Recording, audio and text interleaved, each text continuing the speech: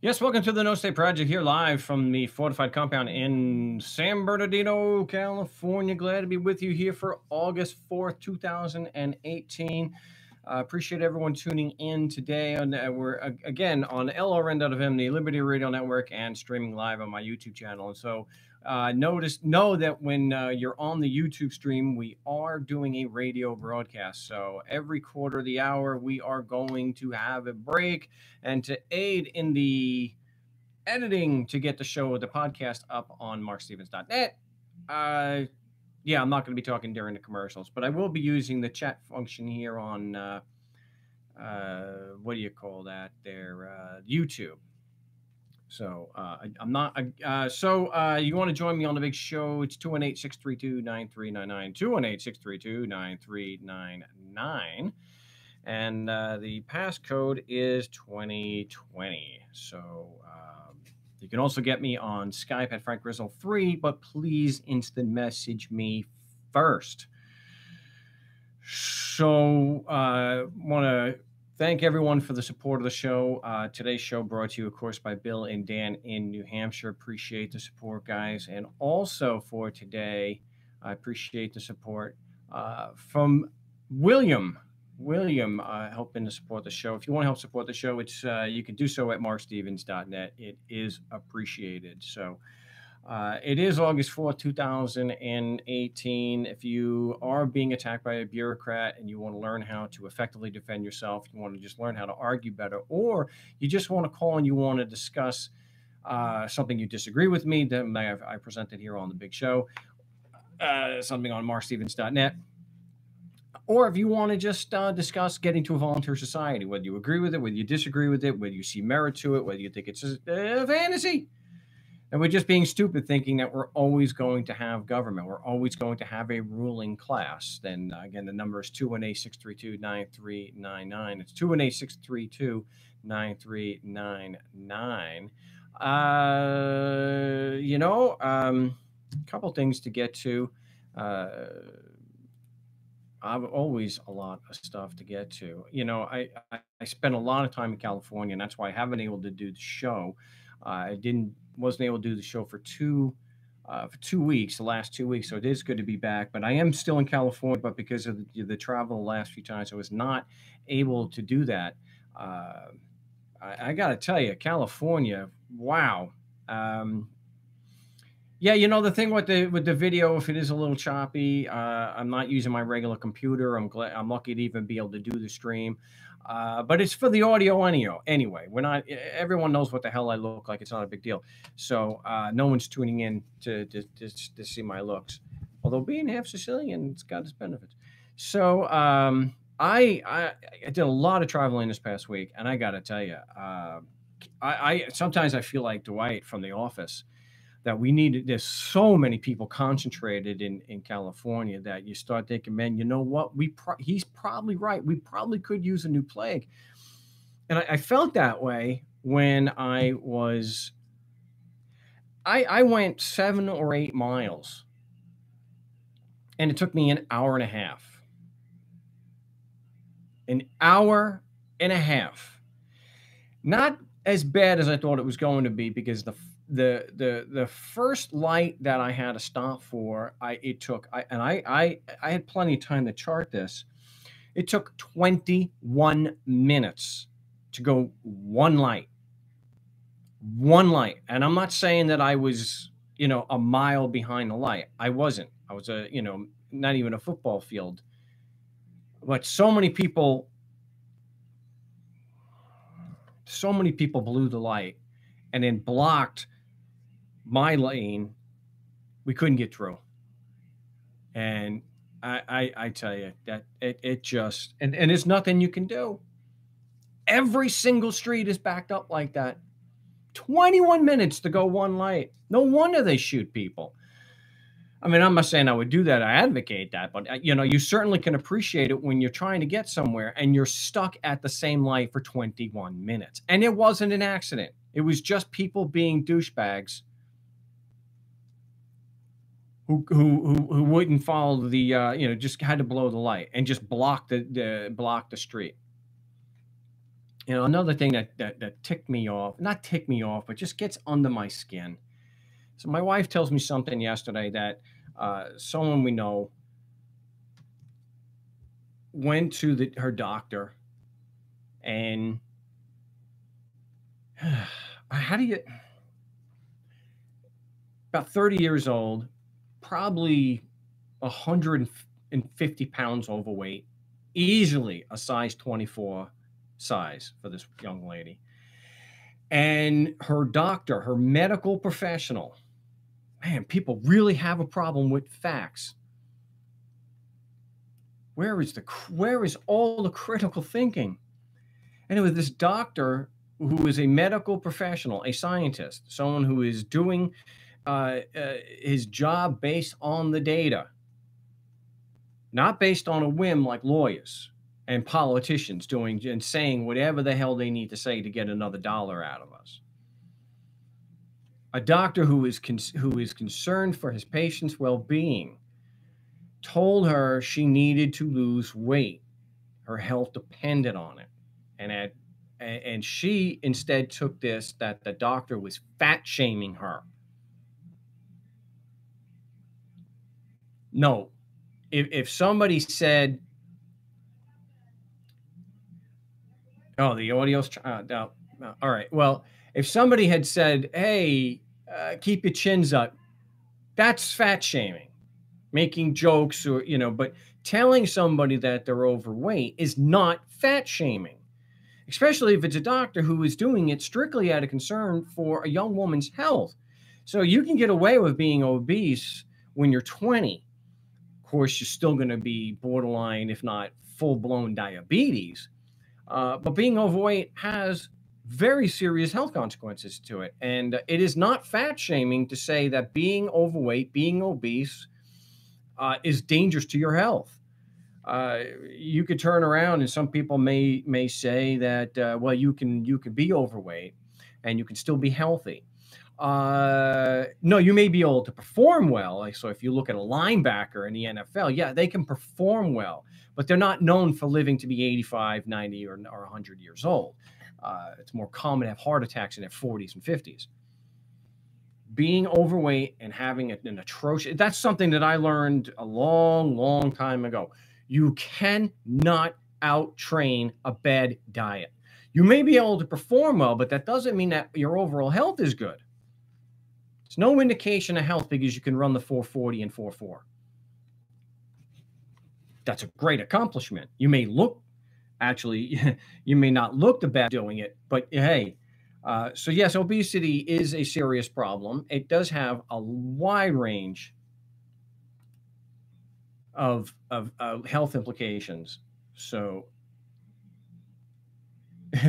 I'm 6'2", 195 pounds, and I get called skinny all the time. Not a lick of fat on me. I'm offended. Yeah, I've been lean my whole life, except for one brief moment in time, and I hated being called skinny. But what can I do? There's not much I can do about it, other than being fat. Some people just don't have the genetics to be big. But anyway, the point is, instead of being offended when we are confronted with the facts, accept the facts and do something about it. If somebody is saying that you're over, is that, hey, you need to lose the weight, it's not fat shaming you. It maybe it's out of concern. All right, I will get off air. I will during the break. I will put you into the chat, those who are doing that. I do appreciate everyone tuning in. If you want to be fat shamed, hey, give me a call, 218-632-9399, 218-632-9399. The passcode is 2020. And again, we are doing a live broadcast here on the radio on LRN.FM, so they will be just silenced for the next few minutes. But don't go anywhere. I'll be here taking questions on the chat.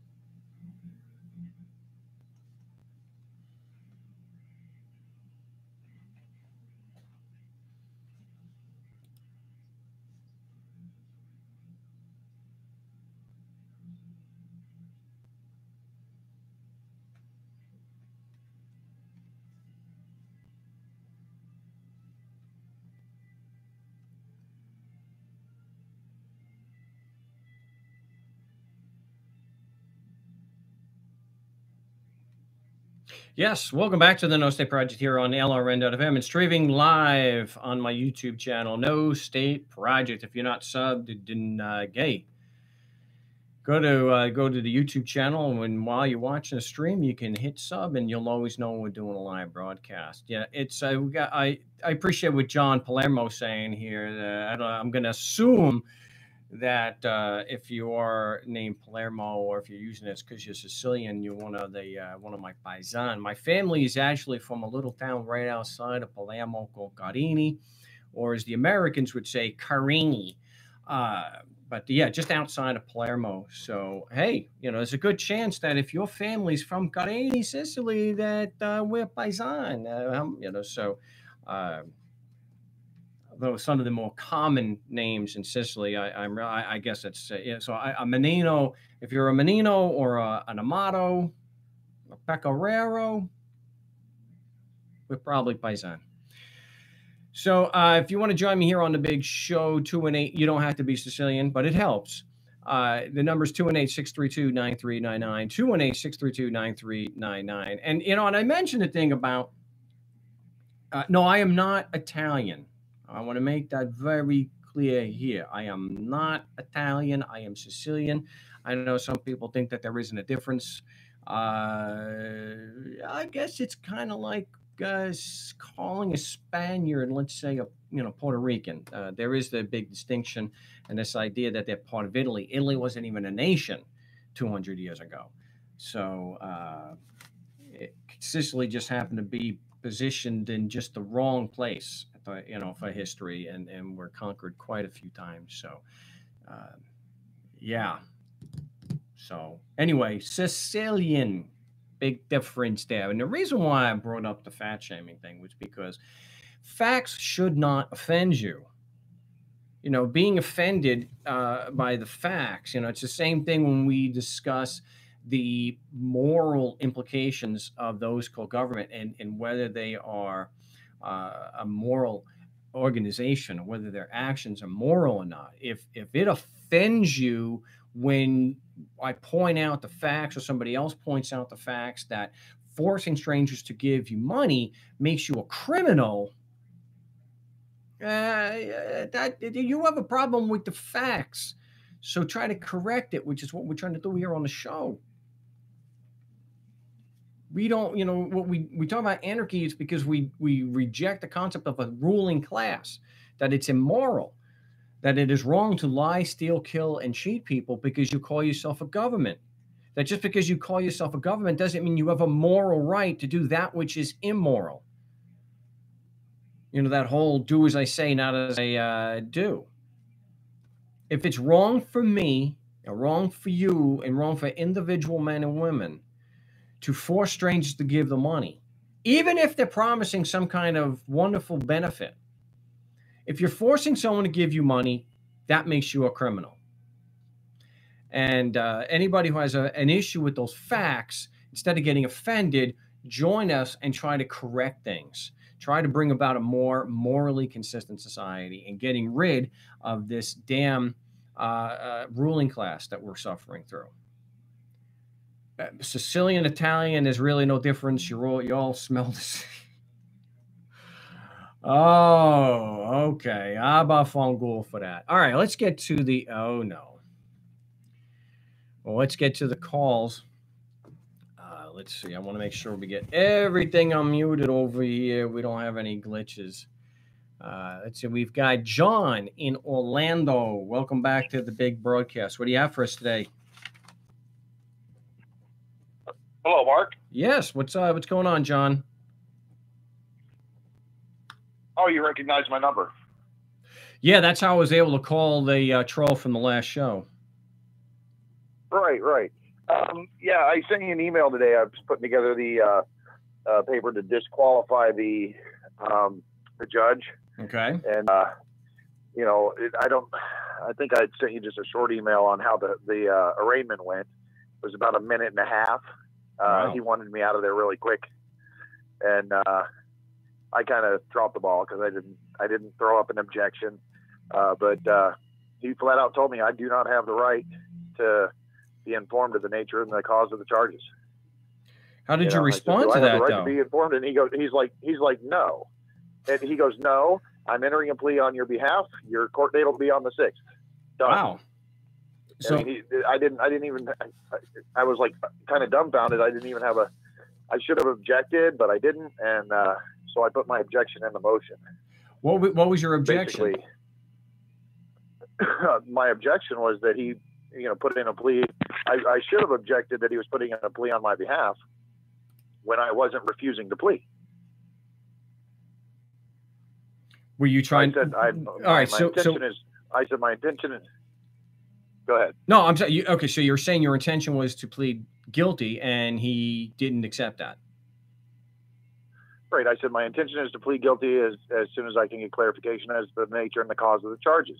And he repeated himself, guilty, not guilty, or no contest. I said, do I have the right to be informed of the nature and the cause of the charges? And he said, no. And he said, no, I'm entering a plea on your behalf. I mean, it was like one sentence. I'm entering a plea of not guilty on your behalf. Your court date will be the 6th, September 6th. Okay. Done.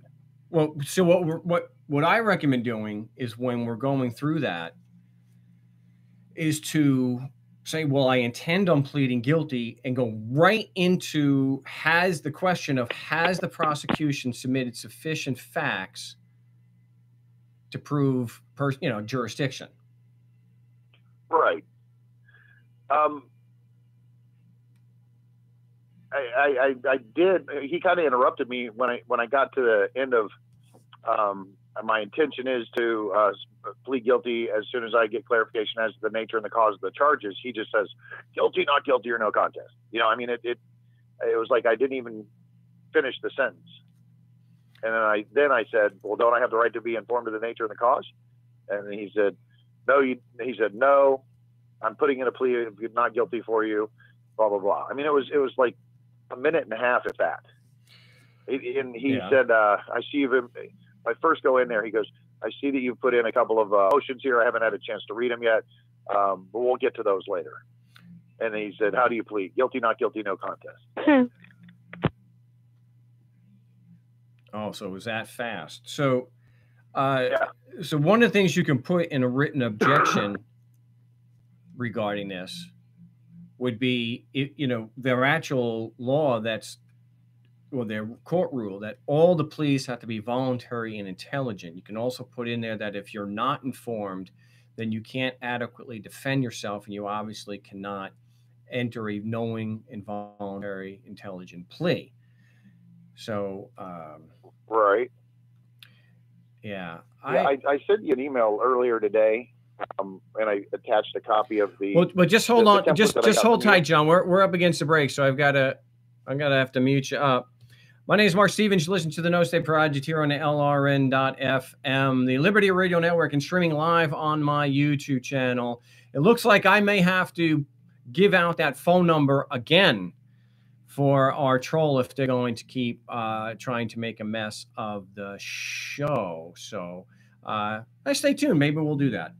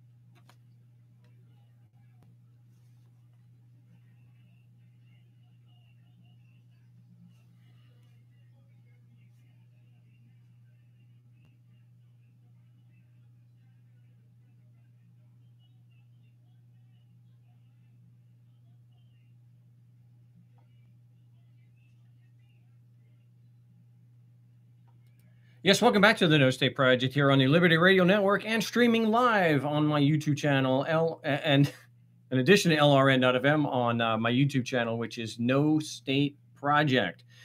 And I want to get back to our call. We're talking with John in Orlando, and I just want to let John Palermo know that I will address the issue of the right to travel stuff when after we're done speaking with John.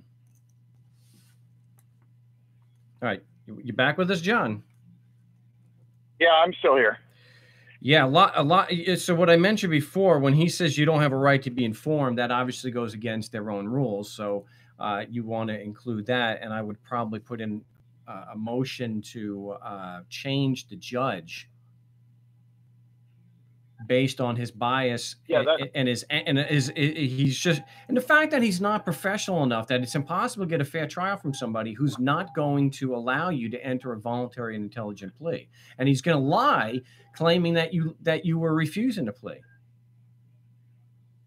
I absolutely agree, and that's what I put in the template, that I got that you sent me, was that I'm requesting a new judge first because he's trying to proceed without jurisdiction, and also because You know, he's violating my right to due process by by lying and telling me I don't have the right, and also by him putting in a plea on my behalf when I was not refusing to plead.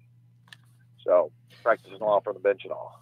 Well, it's not necessarily practicing law from the bench according to their rules, because if he has grounds to believe that you're refusing to plea, then the rules allow him to to do the plea. But here he's falsifying the record, or he's misrepresenting the facts. He's lying to make it so that he can invoke the rules, and enter the plea and get you the hell out of there, which is just a way of what I believe what's happening, and I think the facts bear this out. He's covering for the prosecution's lack of evidence. You're filing a motion to dismiss based on the prosecution not having evidence, and now you want to plead guilty. If the prosecution has such evidence, he's not having any part of it. So in less than 2 minutes, he is losing his temper, and he's lying and entering a plea and by falsifying the record. Yeah, this is not somebody who has any intention of being fair with you. I mean, if there's anyone who disagrees, or maybe there's some context to this that I'm missing where it would change, let me know. But I don't, from what you're reporting to me, and I've done this enough times, and we've had enough people report to the show, that what you're saying is pretty much how it goes a lot of the time. So we're not really missing much context that's necessary to conclude that the judge is just lying and covering for the prosecution. Well, one of the questions I had on the template, it said that we're seeking to recuse the judge based on Rule 10, and the template was Arizona. Is it still Rule 10 in Florida? No, you have to. There was also a statute in there that was quoted, but I'm assuming that's Arizona also. It might be. That's why when you get the template, the motion template itself, the motion to dismiss, that is crossed over for whatever so-called state you happen to be in. But the other ones that I give throughout may not be. So yes, you definitely have to edit in the right rule.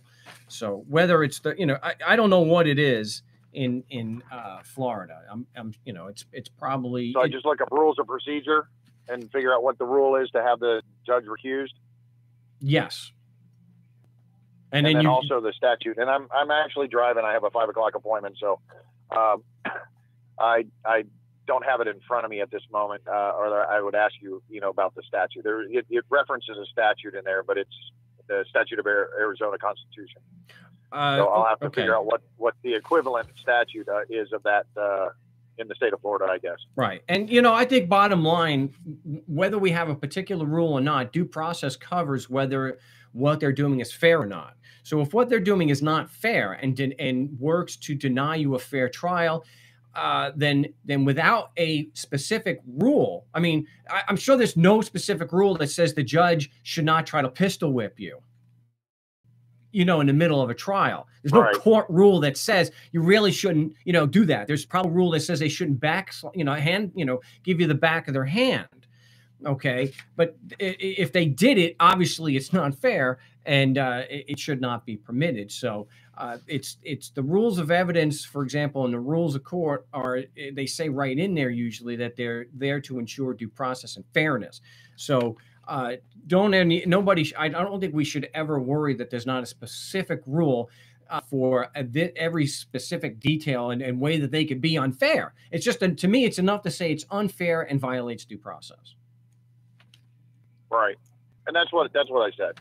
Good. Basically, just said what he said, what I said, what he said, and then, that what he said was a lie, and that, when he said I didn't have the right to be informed, and that he entered a plea on my behalf when I was not refusing to plead, but intended to plead guilty as soon as I was made aware of the nature of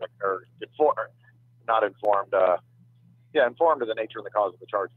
Okay, but clarified. I get clarification. Right, but what you want to do, and everyone from the future, so that they don't try to use that against you and try to justify and make in a way that it's plausible that you're refusing to plea. It's always, we just want to know, yes or no, has the prosecution submitted sufficient facts to establish jurisdiction? and stick on that. Right. Not that I don't understand the nature and cause of the charges, because you adapt to these situations, and so we improve our communication and what we're saying, and it's proven time and again that it's much more effective to stick to, I intend on pleading guilty. Does the prosecution have sufficient facts to prove jurisdiction? Yes or no. So you're just looking for a yes or no. And this way, in Florida, in Lake County, Florida, there is no prosecutor. It's just the judge and the cop. Well, and that's okay. So the cop is acting like a prosecutor. It's the same in a lot of places. So it just depends on the nature of the charge, whether it's an infraction, a civil traffic like Arizona, or just a minor civil traffic. In other places. So a lot of places do that. So, but the cop is still on the hook that it has the burden of proof, and even if it's considered civil. At trial, he has to prove things beyond, by a preponderance of evidence. And so they may consider that both sides have a burden of proof. But there's only one that has burden of proof on jurisdiction, and that's squarely on the shoulders of the plaintiff. So whether that's a police officer or a lawyer who's claiming to represent him, they have it. So so either way, as long as the police officer is acting as a prosecutor, it all falls on his shoulders. Right. Okay. Did you have any other questions? No. If you get a second, if you could look at the email I sent you and respond to that, that would be awesome. Yeah, I will do my best after the show. Remember, I'm out of town, so if I don't get it, please, I'll be back home on Monday, so things are back to normal on Monday. So, but I'll do my best to get to it today. No problem. No, it doesn't have to be today. I'm not back to court till September 6th. Okay. But I would like to get it in sometime next week. Oh, sure. So no rush. I know you're busy. We'll be able to do that. No problem. All right. Thanks, Mark. All right. Appreciate the call. John in Orlando, Florida there.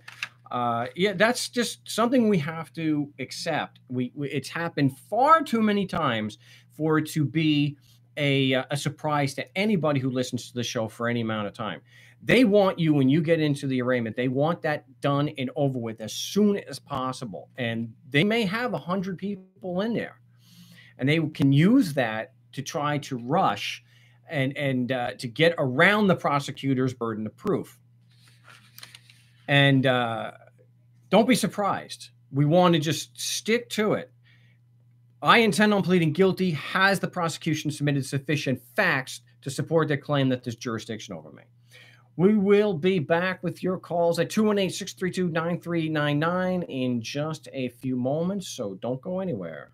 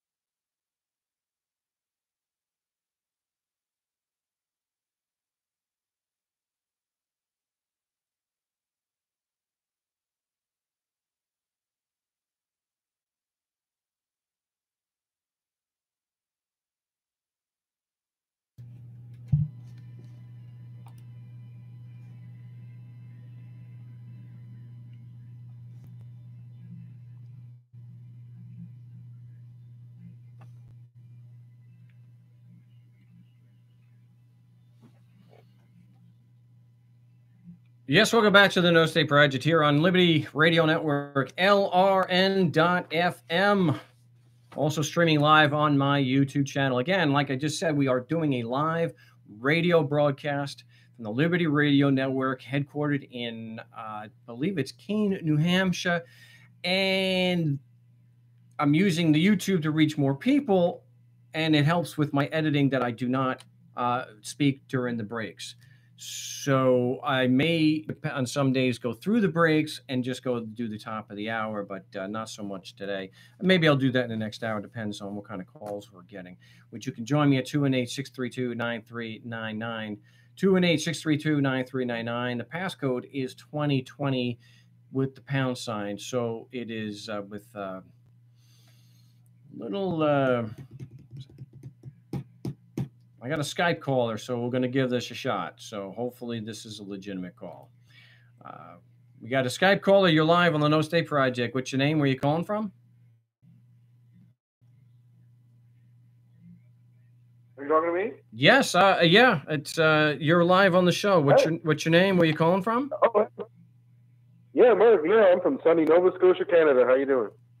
Doing well. What was your name? John Michael.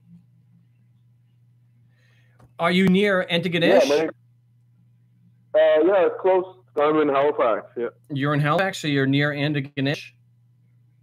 Yes, I am. Yeah. Am I saying that correctly? Antigonish. Antigonish. Antigonish. Actually, a line of my Irish side, my paternal side, is from Antigonish. Oh, really? That's awesome. I've had court all throughout these. I had court in Bridgewater and Digby and Yarmouth, Nova Scotia, Halifax, Supreme Court, Family Court. Wow. And these guys over here, Mark, they're bad. These guys are bad. Well, they are bad everywhere, George Michael. Yeah, well, thanks. I appreciate your support. I mean, if I wouldn't have seen your arguments and things, which I used in my, I had a lawsuit against the, I have a lawsuit against the government for stopping me arbitrarily for no plates and basically beating me up and assaulting me. And they put me right in the hospital and everything. Jeez. And so it went to, it came to the provincial courts, the statutory courts. In Canada here, it's called a province instead of a state. Right. And the judge put me in jail for 16 days for a psychiatric assessment. 16 days. That is terrible. I'm sorry to hear that. Why? What prompted him to do that? Just the arguments, the legal arguments.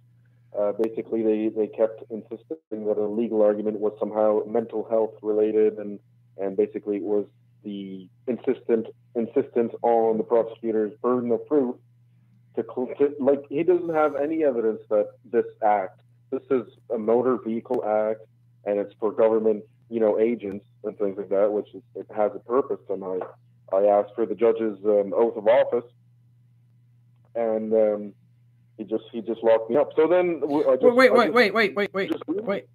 George Michael, there's a number of things here. Why are you? John Michael. I'm sorry. John Michael.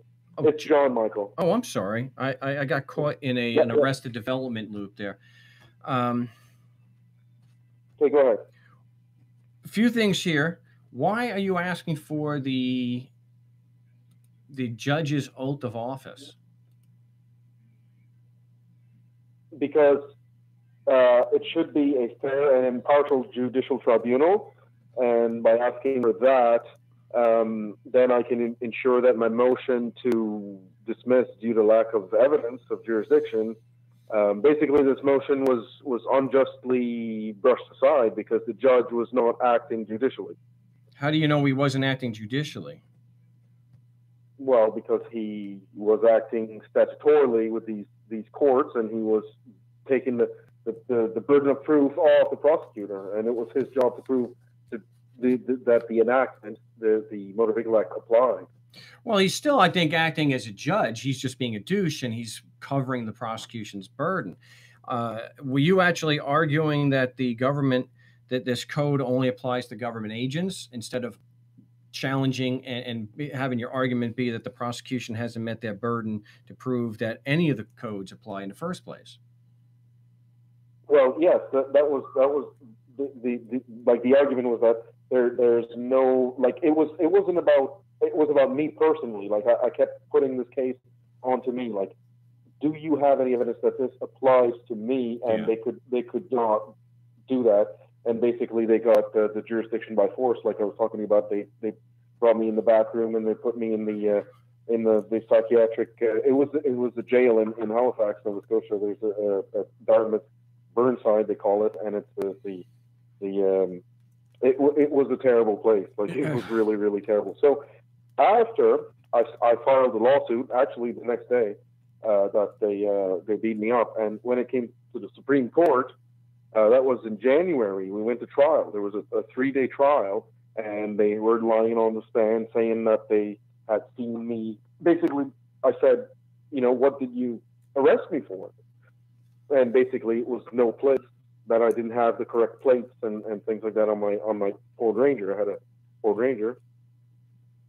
And so we went to trial, and they were lying in their paperwork, and I got a lot of case law proving that you can't arbitrarily detain someone for these statutory enactments. Okay, but let's go one thing at a time here. You actually had a trial. At any time, did they label you a sovereign citizen or a freeman on the land?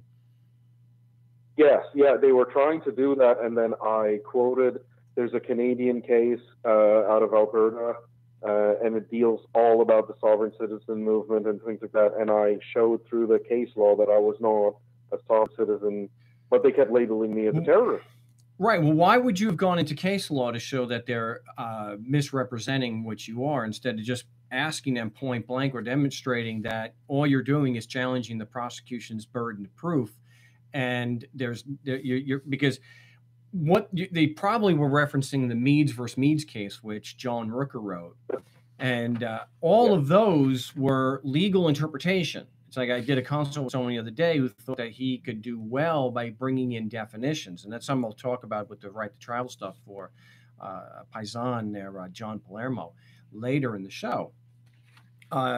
Every single thing in Meads versus Meads is legal interpretation and legal, just pure issues of law. They have nothing to do with the prosecution's factual burden. So one of the things we want to do if they're going to do something like that is put them on the spot. What particular argument am I making that is leading you to believe I'm a sovereign citizen?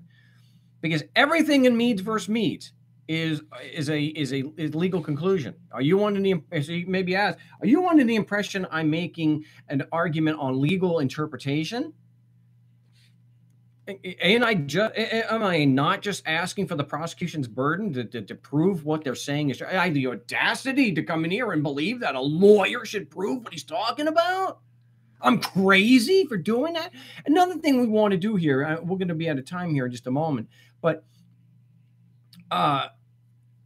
what particular mental defect? This is something we have. Hopefully nobody, I don't get any more calls like this, but if they're threatening you with that, you say, whoa, timeout, objection. What particular medical defect that's recognized by the medical community are you accusing me of having?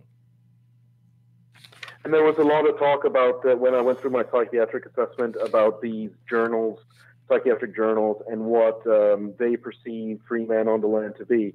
And it wasn't good. It was like, these people are terrorists, and these people are they should be treated as hostile individuals. And I didn't fit the criteria at all.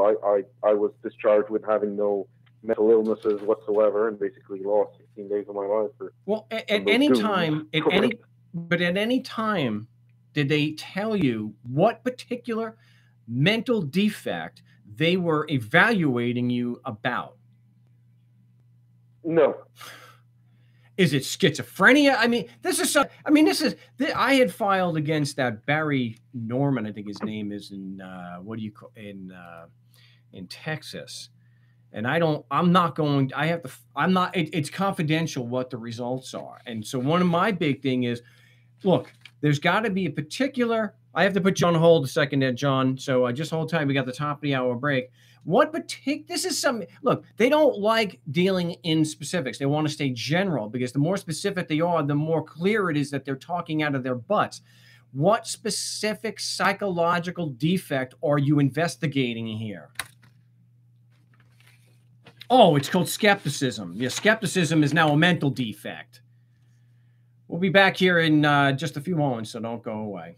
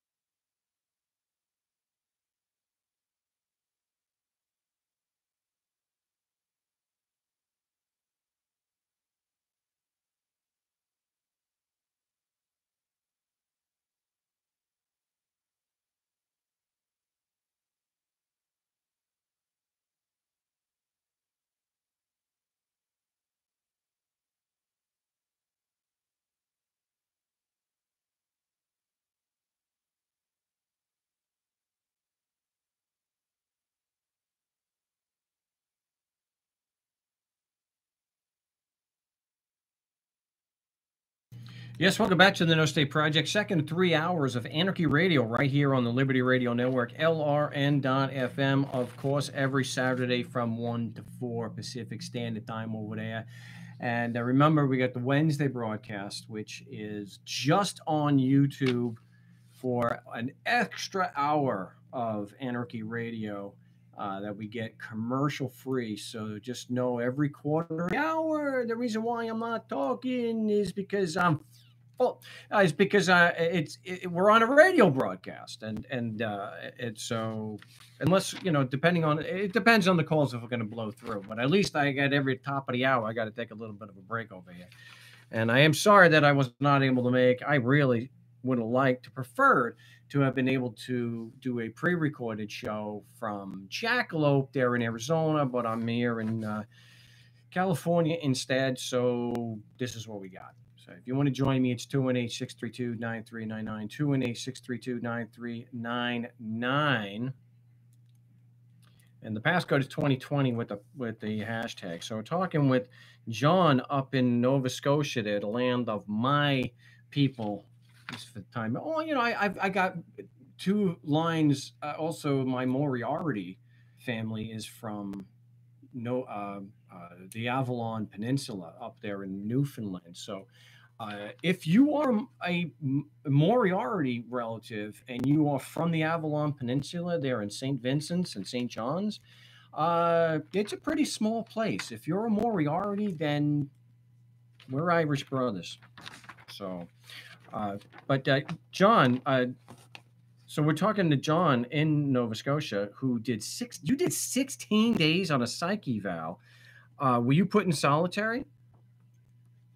No, it was arranged, but it was terrible, Mark. Let me tell you how deplorable the conditions were. Like, these people were like legitimately insane, and you were like next to these people that killed people, and this guy killed his mom and his grandmother like that, and he was crazy. And then, see, once you're found not criminally responsible for a criminal offense, because these guys had charged me with the criminal code.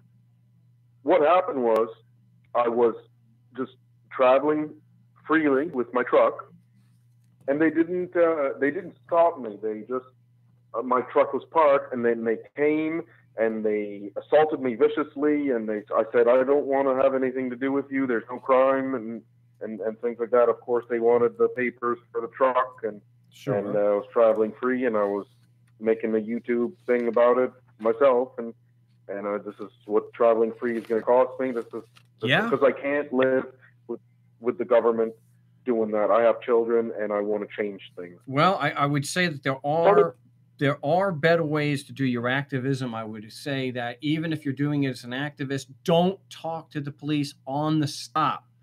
To me, there's far more effective ways to go about showing that the system is criminal, and that they're not fair, and that they're animals. But talking to the police on the stop is not a very good way to go about doing that. I would definitely advise people against that. Go to city council meetings, confront them in public.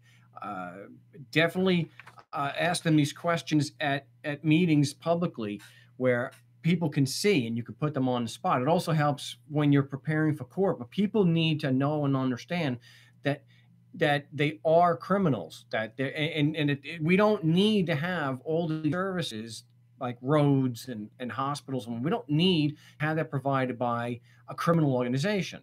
We can still have them commonly owned and operated and paid for without a prison system and a ruling class in order to do that. So I would definitely, again, advise against speaking to the police officers on the street. Give them the ID so that you don't get shot, and keep your mouth shut. Say one time, and that's it.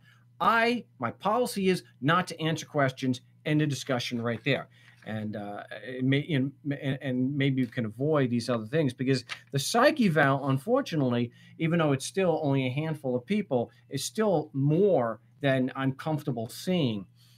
Because if you are doing those things, they're going to label you that. And so we wanted look, this is what I want. I got to get this out.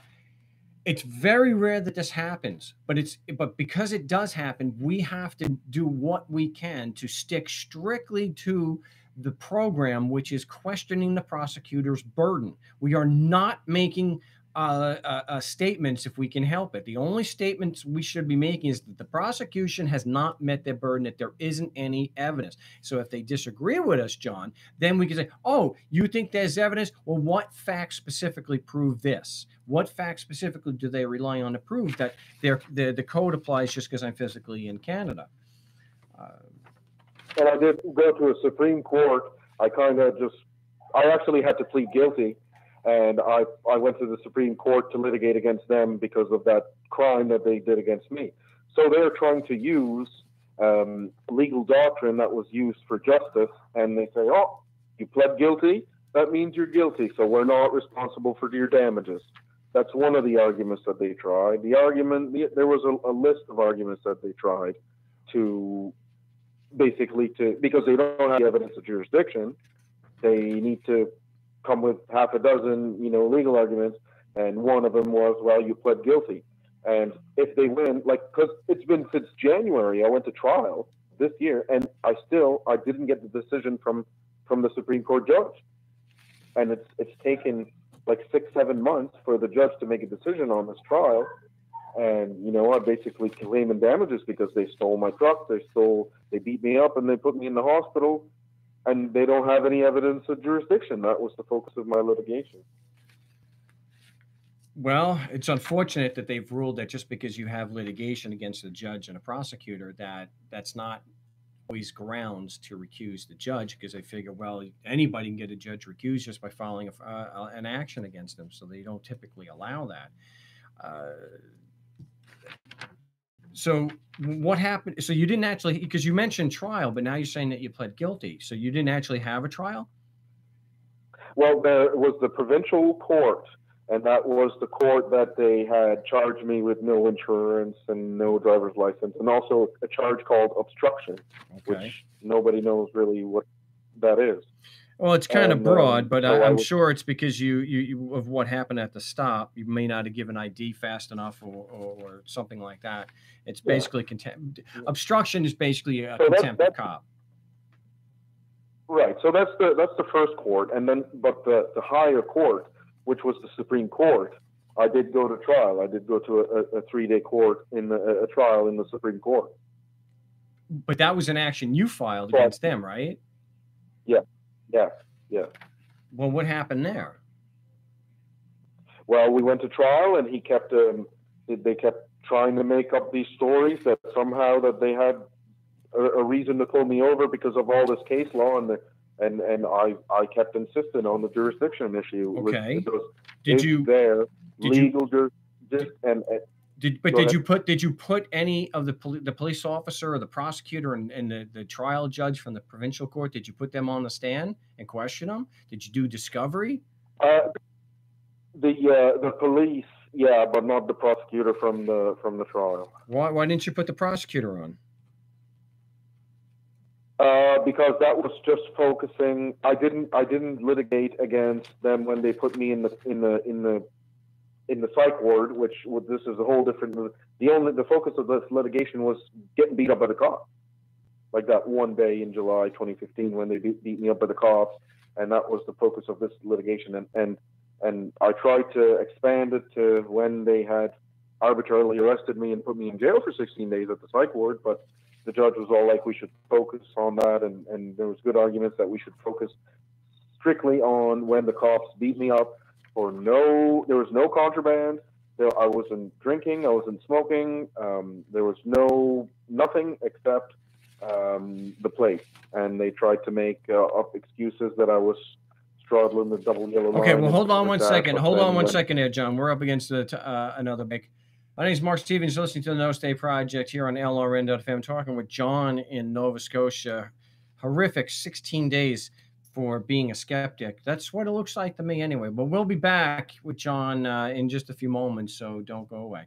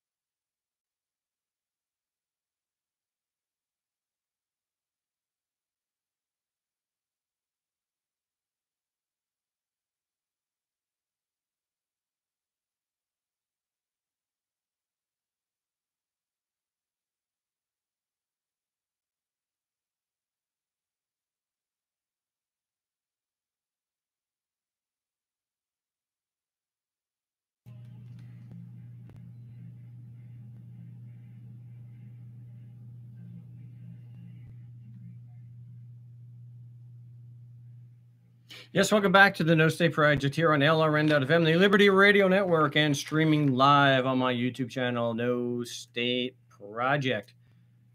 Glad to be with you guys here. You want to join me on the big show, of course, 218-632-9399. The passcode is 2020. And if you're watching the LRN stream here on YouTube, it's also in the show note. So if you, so you get the call. Remember, it's 2020 with the pound sign is the whatchamacallit there, the passcode to get in. I really wish that I could play the end by the Doors, but I get hit with a stupid copyright violation. So they would go well, like someone saying, with the fan in the background there. So, but I might wind up trashing the room because of that. So, but welcome back, everybody. We're talking with John in Nova Scotia. So, putting to rest this idea that this stupid meme that Canadians are so polite. They don't treat you any better up there, these bureaucrats, because it's the nature of the system.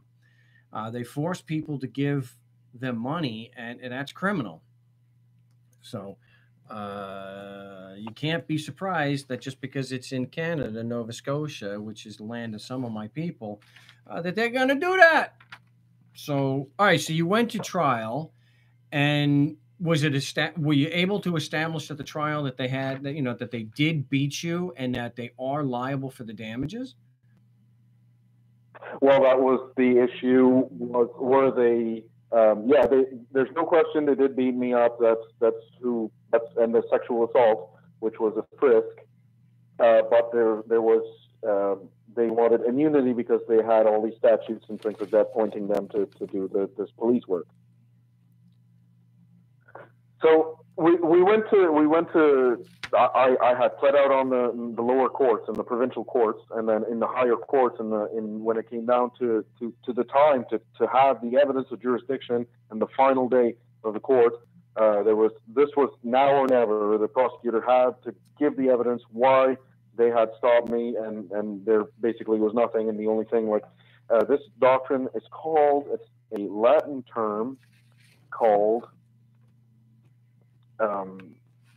Now, what it essentially does is, if you pled out in the lower courts, they can. There's going to be an end to litigation somewhere. And so are they saying it's res judicata? Did they use that phrase? It's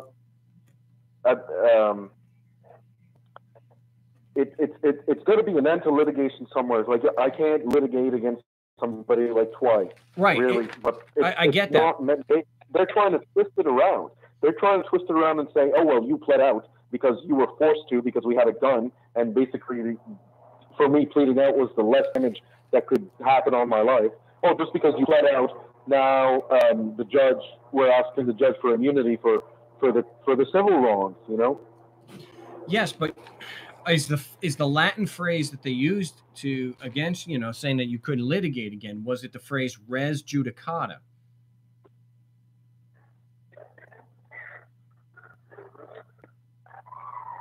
I'm just trying to think there. My mind just drew a blank, but it sounds, I think, yeah, it does sound similar to that.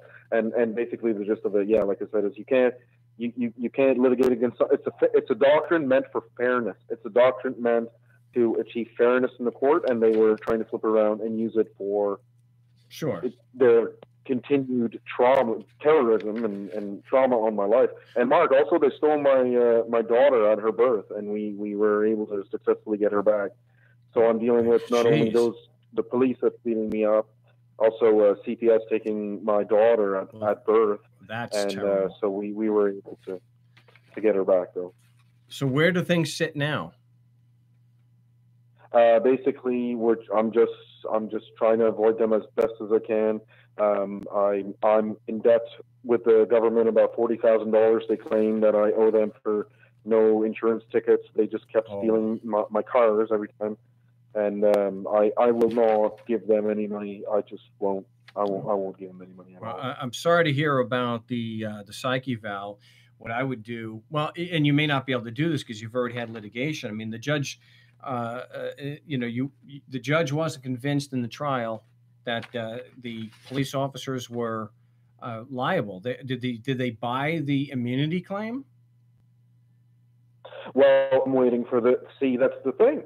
I'm waiting for the Supreme Court judge, and it's been 6 or 7 months, Mark, that I've been waiting for the Supreme Court decision. And it's very, very fishy because this was a high-profile case. Like, this is the Premier of Nova Scotia's brother. Stephen McNeil's brother, Bert, is the police chief of Nova Scotia, of this town, this small town, Annapolis. Royal Nova Scotia was the town. But he's the police chief, and it's like Premier of Nova Scotia's brother is the police chief, and I got to fight these guys. But I didn't know that until after I filed the action in the Supreme Court. Wow. Well, I would also, as far as the psych evaluation, I would file an insurance claim against the city or the county that was responsible for doing that, and then I would take them into court for if they denied that claim for damages, then I would take them file and seek damages in the court. And when you do that, you want to definitely get not just the police officers on a stand, but the judge as a witness. So so that you can ask him, at least in on the stand or in a deposition, you can ask him, under oath, what facts from the prosecution led you to believe that these laws applied and gave you jurisdiction. And when I kept asking for the order to put me in the psych ward, I said, show me the order signed by a judge. And it was signed, you'll never believe it, by the clerk. Wow.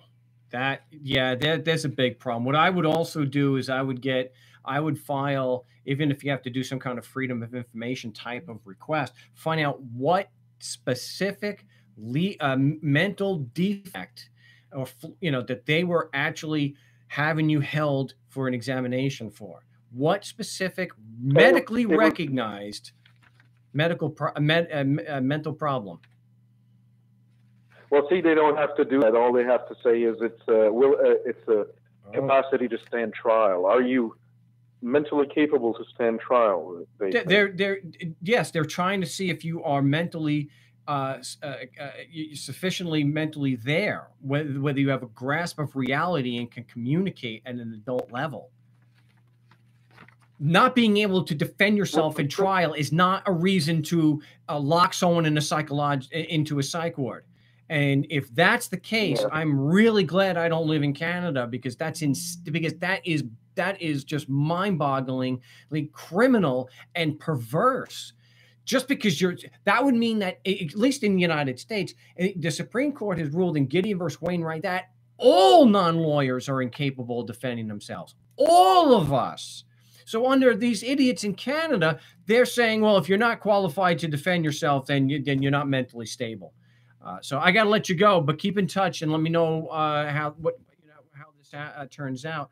My name is Mark Stevens. You're listening to the No State Project here on the LRN.FM, and you may join me at 218-632-9399. The passcode, as always, is 2020. And remember, on the YouTube stream, we are on a live radio broadcast, so we'll be back in just a few moments, and you can chat with me on there also.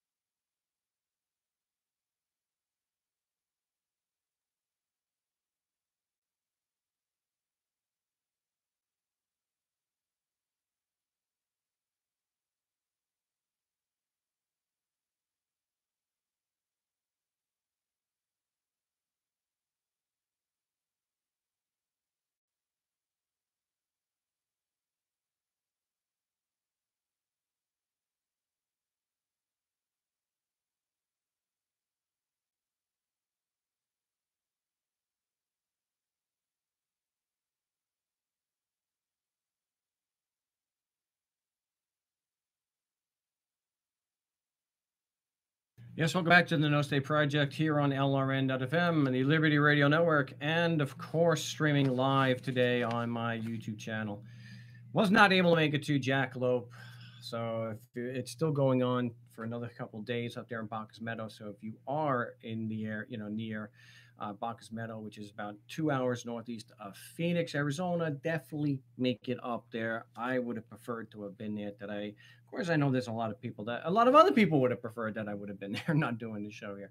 So anyway, you want to give me a call and join the show. It's 218-632-9399, 218-632-9399. I don't think this is going to be who I think it is. So I'm going to, we have a very patient Skype caller. You're live on the No State Project. What's your name? Where are you calling from? Okay. Oh, that's my fault. So Skype caller, just shout it out. What's your name? Where are you calling from? Yes, I can hear you back there. Just shout it out. All right, we're going to mute them back up. We'll go back. We'll go to Eddie in New York. Eddie, welcome back to the big show. What do you have for us today? How you doing? I got two situations in two different court cases. One's I told you before, was a DWI, and one is a child endangerment criminal case. Well, Okay. The child endangerment court was at the arraignment. The person asked were they entitled to a fair, meaningful hearing. The judge didn't even respond. But then they asked, are they presumed innocent of all the alleged charges? The judge said yes. They said, am I presumed innocent of every element? The judge said yes. The person said, is jurisdiction an element? The judge said yes. The person said, am I presumed innocent of jurisdiction then? The judge said yes. And then she went to move to dismiss right then and there. From what I gathered, they didn't have no jurisdiction in the first place to even arrest her. But then he set it for trial right then and there. He didn't even enter a plea for when she went to go get the minutes. I told her to go get the minutes, and so you can have record of that he said these things to you. And she went to go get the minutes. They try to push her off. So I don't even know if she got them yet. But she got a trial on the 10th already.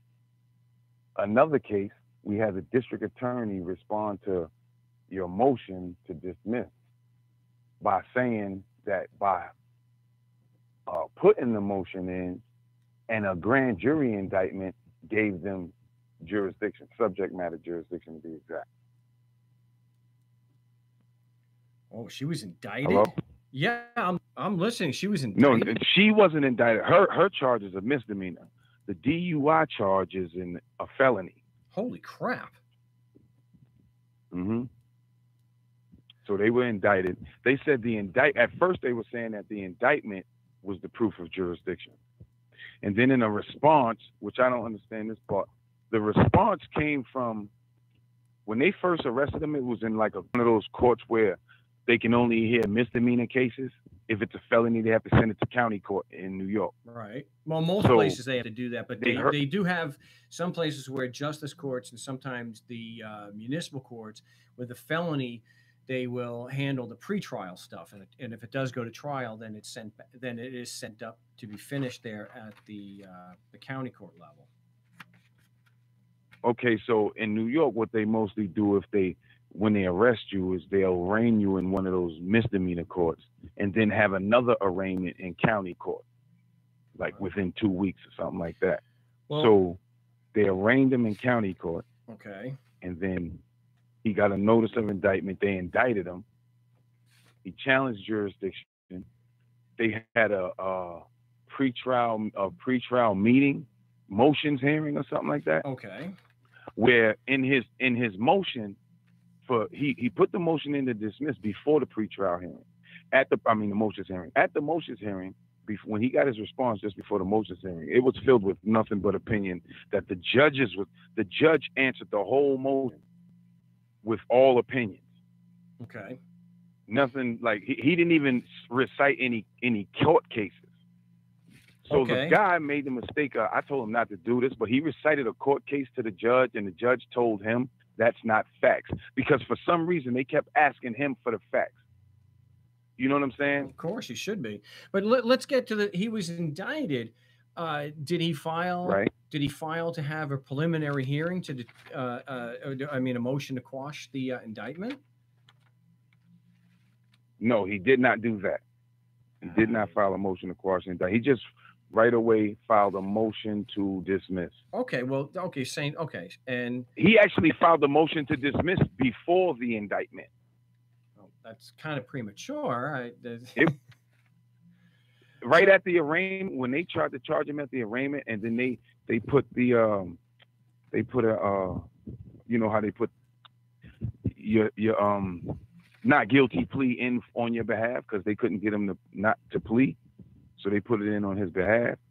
And after that, he had he put in a motion to dismiss. They had a motions hearing. Motion here, right? But and then they set a trial date. Okay.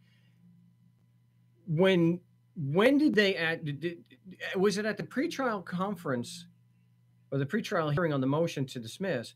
Is that where they said that the evidence of jurisdiction was the indictment? Yes. Let me correct myself. He had like two types of pretrial. He had a pretrial meeting or hearing. It was with the district attorney and a former district attorney. Okay. But in that hearing, he really didn't challenge the jurisdiction from the standpoint that you talk about. He was just listening to him. They offered him a plea deal. He didn't take it. He did kind of challenge the jurisdiction, but then after that hearing, and that was outside of a court, they indicted him in between that time, and then had a motions hearing on a motion that he submitted to dismiss the case. When he had the motions hearing, at the motions hearing, the judge, when he asked where is the factual evidence the district attorney is relying on to prove that he has subject matter jurisdiction, the judge looked at him and said, "You're not dealing with any facts. Where are your facts that he doesn't have?" Like he was like turning the same argument around on him, but it was like the guy couldn't understand it. But anyway, but before, we got plenty of time here. You see what you want to do there when they say something like that. Remember, when we're using a Socratic method, why it's so effective in just asking these questions is because you're having someone get more and more specific with what they're saying. So you're taking their answer, you're confirming that's what their position is, or you're asking a clarifying question, and the goal is to get them to be more specific about what the hell they're talking about. Because when you're dealing with politics, when you're dealing with bureaucrats, they live in the general. So when they say the indictment, something stupid like that, well, the indictment is the evidence proving jurisdiction, and all you got to do, since the indictment is in writing, is say what on this written instrument, this indictment, what on this it constitutes evidence proving that your Constitution applies to me because I'm physically in New York, and so getting that specific, they have to go to the indictment, and forget about the fact we don't even have to get into that they have ruled for 200 years the indictment is not evidence of anything. It's just statements of fact and allegations. That's what it's supposed to be. It may be a report of evidence, but it itself is not the evidence. The indictment doesn't prove that someone's guilty, because then you would need a trial. But the evidence is supposed to be in there. And so that's why you want them to be very specific. Well, hold on just a second, my friend. We are at another break, so we'll be back with Eddie in New York. And this thing about, the ticket is the evidence, the indictment.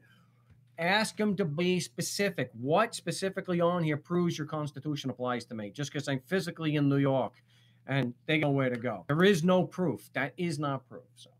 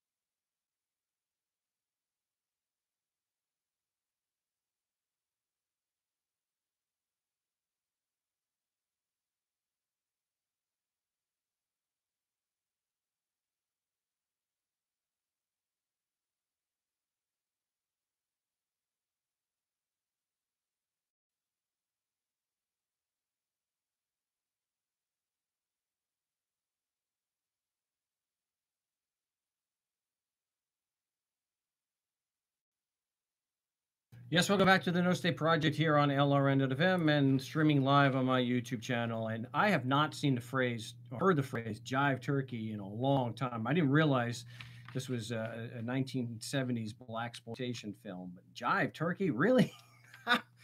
Okay.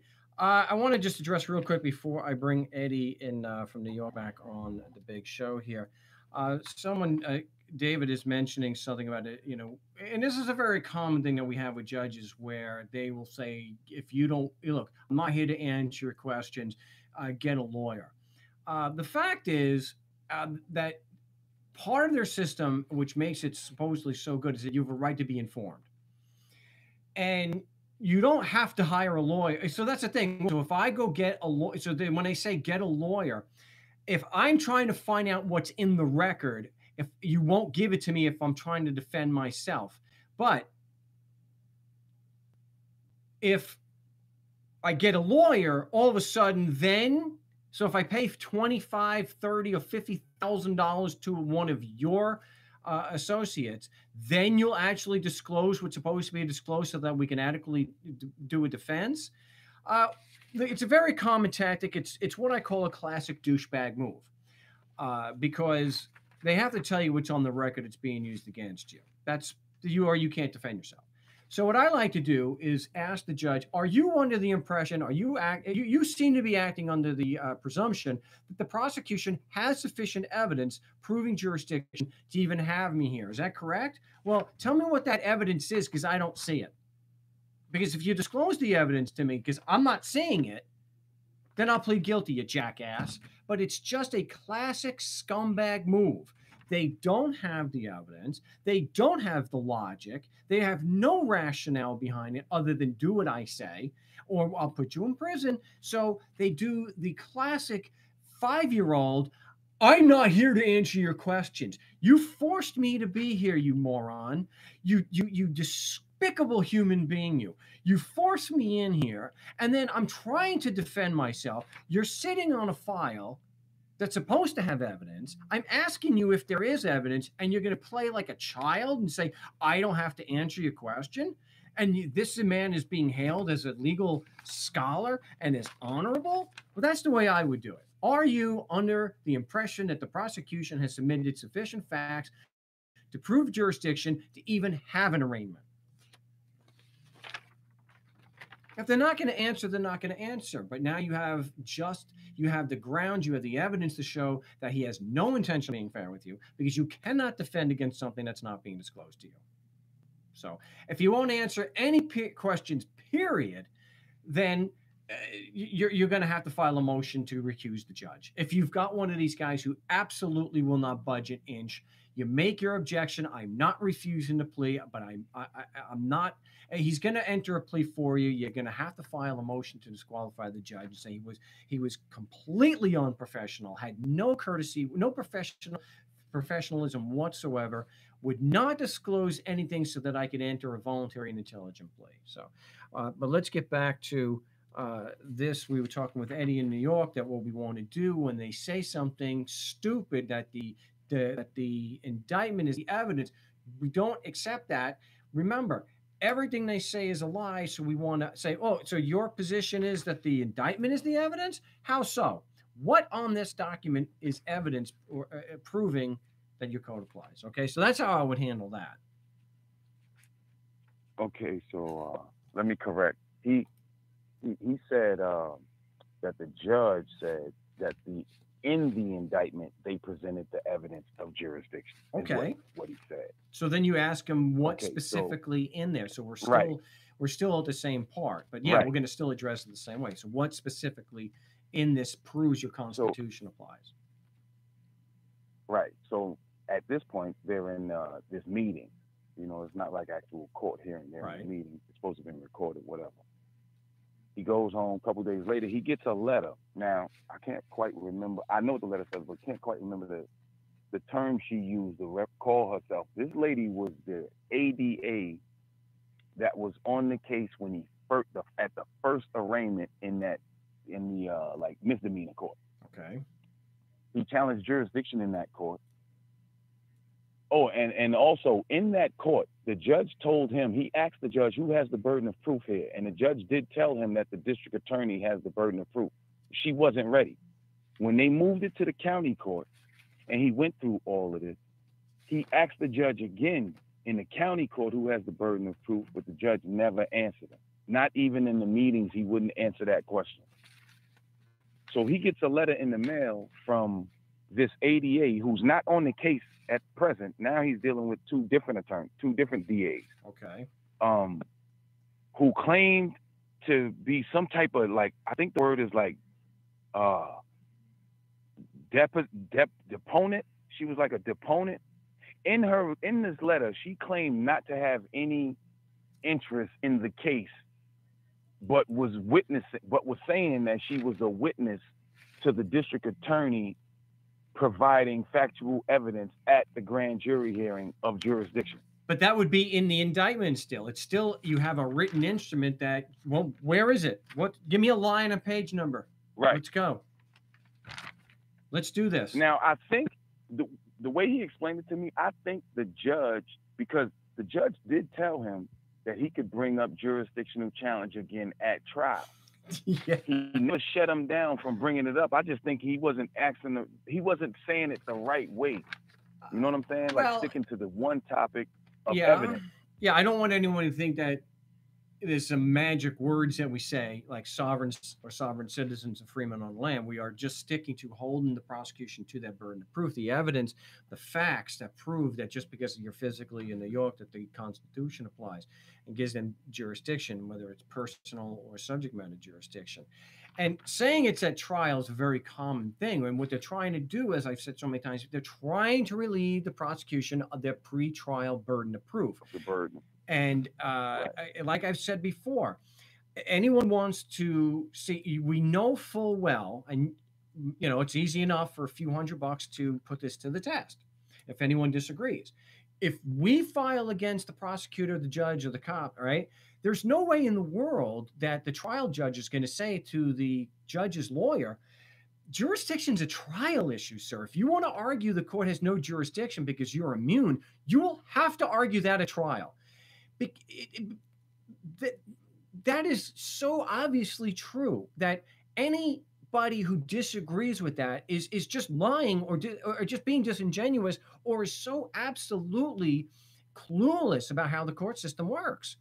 But it's something that they do to us because they want to relieve, and they are relieving the prosecution of their burden of proof. There's no other way to spin that. That is the facts. Those are the facts. Let me also say this. Not to mean to cut you off, but let me also say, in that same response where she said she was a witness in the grand jury hearing to the DA doing this, she also cited a case claiming that the New York State has ruled that because he showed up to the hearings and then participated by introducing motions, granted them jurisdiction.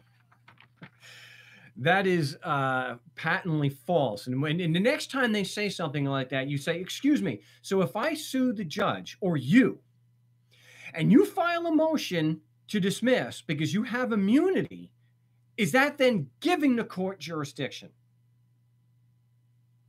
That's the thing. If all we do is analyze what they're saying and ask, a couple of questions, you can show and prove beyond any doubt whatsoever that what they're saying is completely false. Well, filing a motion gives the court jurisdiction. Really?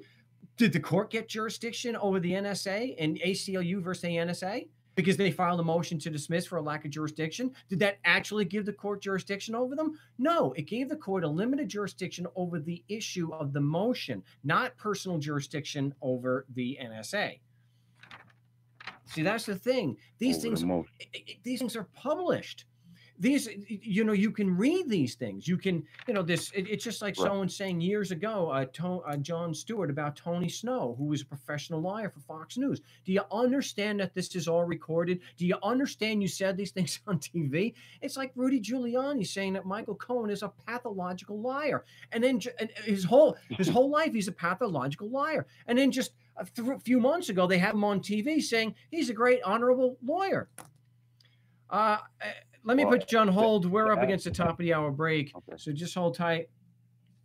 We'll finish with Eddie in New York on the other side of the top of the hour break. We'll get to a third hour of Anarchy Radio right here on Liberty Radio Network and streaming live on my No State Projects YouTube channel.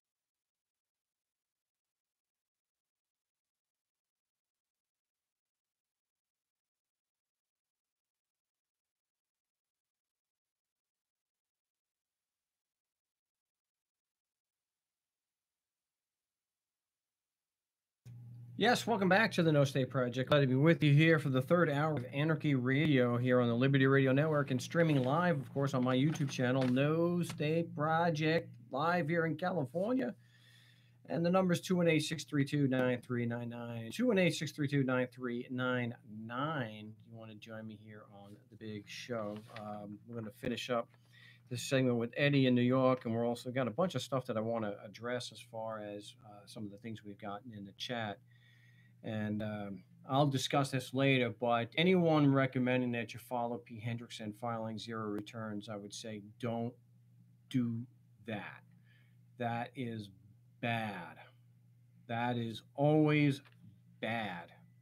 Don't do that. They have a whole Hendrickson unit at the IRS dedicated just to attack people who do that. And they have probably a 100% conviction ratio for that, and 100% of the time that they are successful. So I would highly recommend that you don't do that.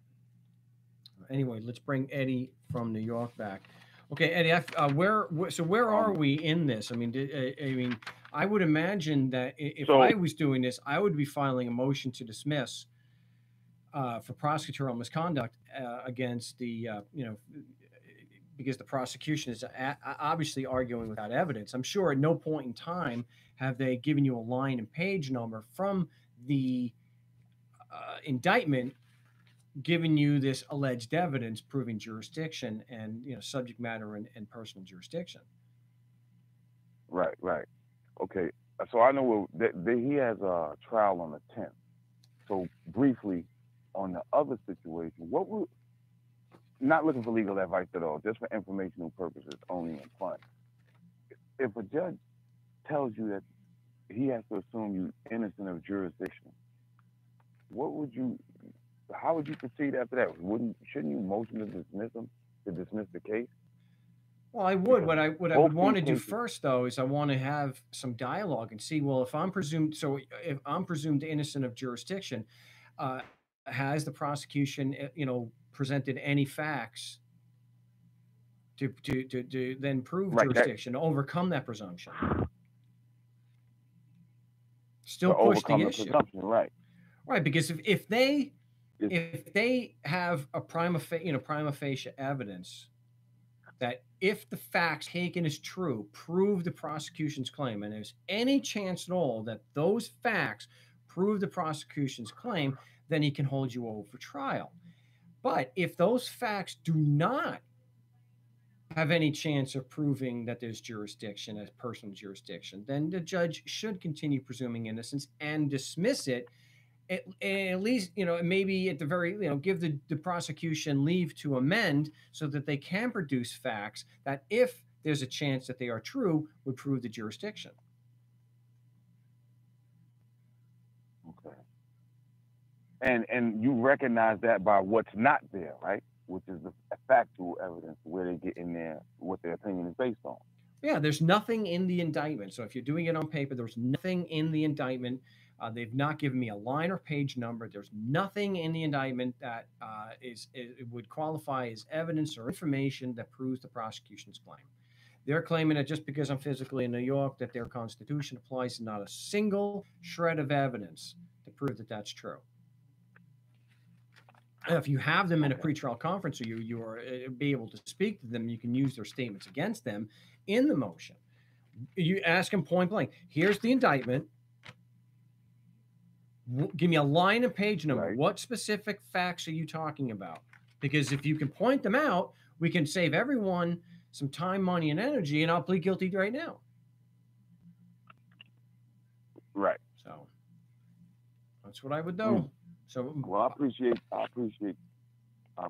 you, Mark.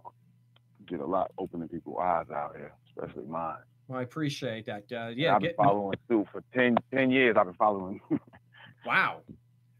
It's hard to believe that so much time has passed, but yeah, we've got a lot of success stories for the last more than 10 years posted at markstevens.net. Gotten a little lazy posting the recent ones, but I've been out Arizona for so long, it's kind of a tough thing to do. But I do appreciate that. So get the motion to, I would get the motion to dismiss for prosecutorial misconduct in as soon as possible, and let me know how it goes. All right, I definitely will do that and let you know. Call it over. Okay, appreciate it. It's Eddie in New York. I've got another New Yorker over here. That's pretty good. Some paisans from New York. We've got Shane in New York. Welcome to the big show. What do you have for us today? Shane in New York. All right, we'll go back to Shane after the break. So what we'll do over here, you know, the psychological evaluation stuff is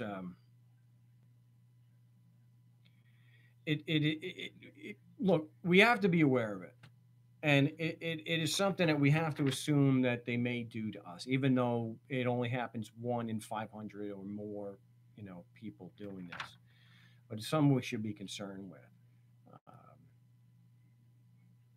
Well, someone's saying here, I disagree with Mark. Even if the only reason the government can ultimately give is using force, they still have jurisdiction over you. Well, that's where we disagree there. I'm saying that they're a criminal organization. So, yeah, they do have control, but do they have jurisdiction as the word is used legally? Because jurisdiction, as I've gone over so many times, jurisdiction is based on the Constitution. It's based on what authority and control over people and places and cases that the Constitution, the supreme law, has given them. And if there's no evidence that the supreme law applies and gives them jurisdiction, they may have control, but they are just criminals. And so by calling them government and just going and say, well, all governments do that, no, that's an appeal to tradition. Just because all organized governments, these criminal organizations, do it, doesn't make it right. It doesn't make it right. The source of the power to act and the control is supposed to be by the Constitution. And if there's no evidence that that applies, then it is just like the law professor said up in Canada, that it is a blunt assertion of power. They are immoral. They are criminal. And do they have control? Yes. Do they have power? Yes. Any criminal can, has that. Someone can stick a gun in your face. Are you going to turn around and say, well, he wants my money, he has a power over me, he must have jurisdiction? I mean, if you're going to say that criminals have jurisdiction, that you're really you're using equivocation. You're trying to use that word to cover things that it really shouldn't cover. And so if you're going to use jurisdiction to apply to every blunt assertion of power, whether it's by a so-called government actor or by a private criminal actor, they're destroying the meaning of the word. You're trying to say the jurisdiction is just nothing more than a synonym for the word power and control. And it's crazy. It's like language is meant to convey ideas. And when government and people use the word jurisdiction, they're trying to use that in a certain way. To say that a rapist has jurisdiction over his victim while he's attacking them, it's like, again, that's equivocation. Okay, let's leave the legal. Let's leave the fallacies out of this and have a rational discussion. You can't logically just use the word in inappropriate circumstances and equivocate. That's not going to cut it. But I want to get back to this this issue of the psychological evaluations, because it's a very serious thing. The idea that you are a skeptic and you are going in and questioning legal conclusions made against you, and that is a reason to question whether you can defend yourself, and that you're and then conflate whether you can defend yourself in court with being mentally competent. Wow, and a psychological evaluation, that's bad. So I'm going to discuss that when we get back, because it brings to mind, to me, the first thing I think of is lawyers get away with the Twinkie defense and don't get locked up. So we'll be back with that in just a few moments.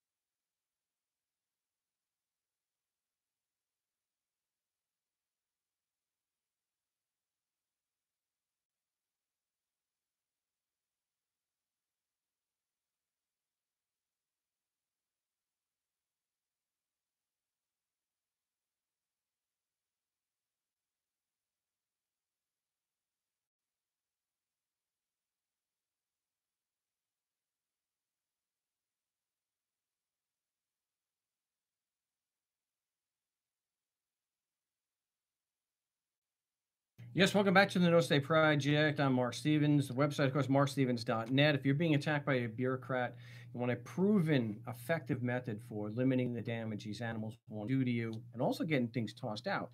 We have plenty of evidence at markstevens.net, and Government Indicted does have a complete model for dealing, for learning how to effectively defend yourself. So, Andy's got a funny thing here, and just to preface this, a lot of bureaucrats, and I have Scott Bales, who is no less than the Chief Justice of the Arizona Supreme Court, saying this, that the evidence proving that the laws apply to me are the other people that they've already prosecuted and put in prison. So he says, I stop refreshing.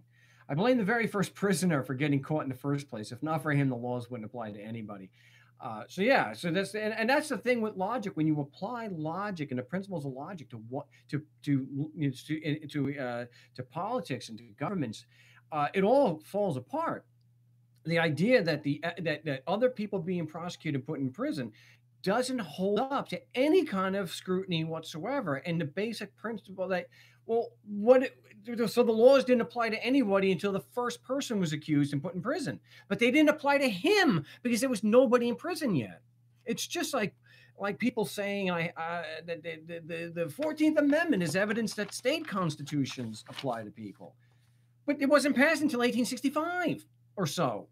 So logic dictates that if that's the only proof that they're going on, proving that the state constitutions apply, then state constitutions didn't apply from 1775 and 1776 until 1865, 190 years later. No.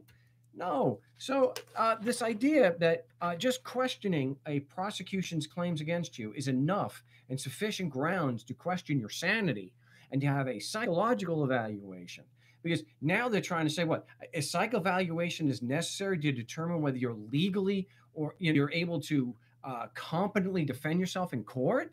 You're equating being able to defend yourself in court with mental competency. Talk about arrogance. Holy crap.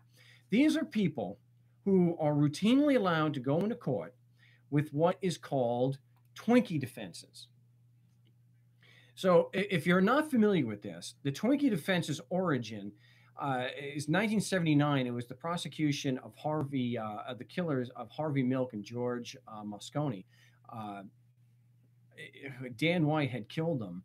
And at the trial, the lawyers were using as a defense that he was depressed and he was eating junk food. Junk food led him to kill 2 people. Now, lawyers can come up with the most ridiculous things. Are judges ordering them into psychological evaluations? Well, I don't think this guy can, make a coherent legal argument. He's arguing junk food made him do it. Irresistible impulse. And yet, all we have to do is, can the prosecution present evidence to prove their claim? Oh, he's crazy. It is. Yeah, and so, Twinkies were not mentioned in the courtroom during the White trial, nor did the defense claim that White was on a sugar rush and committed the murders as a result. They were just saying that it was because he was eating junk food, it was affecting his mood. Wow. But a reporter had used that. And so now they use that phrase, that the Twinkie defense, they use it as a pejorative to when lawyers come out with really stupid and off the wall, completely irrational defenses to defend their clients and get them off of where it's clear that they committed the acts accused of. I mean, look. So there are 2 sets of rules. If you're a lawyer, you can say whatever stupid thing you want to defend your client, and it's okay. It's fine. No psychological evaluation, no fines, no nothing like this. He's a lawyer. He's part of the club. But if you and I dare go in as a skeptic and all we want to do is hold the prosecution to their burden, I know there are some that say the prosecution doesn't even have that burden. We call those people dishonest. That's why you get into these things. Well, jurisdiction's a pure issue of law, requires no evidence except for your physical location. Well, guess what? If it requires your physical location, it's not a pure issue of law. It's not theoretical. And so the idea that jurisdiction is a trial issue only, lie. Again, I've already mentioned on the show, so I shouldn't have to repeat this.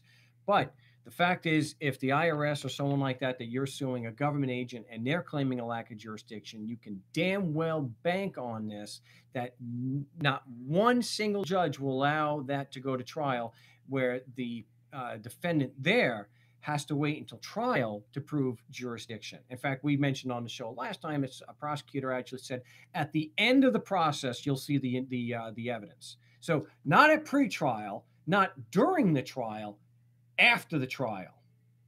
Really? So why don't I sue every judge in Mesa? We'll just sue them under RICO. They have to wait until at least trial to prove that there's no jurisdiction. So I get to do all the pretrial depositions and discovery. Yeah, please. Anyone who thinks that that is true, please give me a call at 218-632-9399. Passcode is 2020. Present some evidence where somebody has actually gotten where they sued the IRS or they sued a government official like a judge or a prosecutor, and the judge or prosecutor had to actually wait until trial to be able to argue that there wasn't jurisdiction. It doesn't work that way. And we have a mountain of cases. I just mentioned earlier ACLU versus NSA. It's 493 Federal 3rd, page 644. It's the 6th Circuit, 2007. That's the appellate citation. In which the United States Court of Appeals for the 6th Circuit held that the plaintiffs in the case did not have standing to bring the suit against the NSA because they could not present evidence that they were the targets of the so-called terrorist surveillance program. So they couldn't present evidence. They needed evidence. Jurisdiction. Standing is a jurisdictional issue. Evidence. But they were not permitted to go to trial in order to present that evidence. They had to have the evidence before they could go to trial. So that's just one example of where they're lying to you that jurisdiction is a trial issue only and requires no evidence. Complete and utter nonsense. Do not believe that for a second. Anyone telling you that jurisdiction is a trial issue only is lying to you. And if they say to you that it's a pure issue of law requiring no evidence, they are lying to you. Subject matter jurisdiction cannot be waived, requires evidence. So the idea that they can get subject matter jurisdiction or personal jurisdiction without any evidence whatsoever is 100% BS.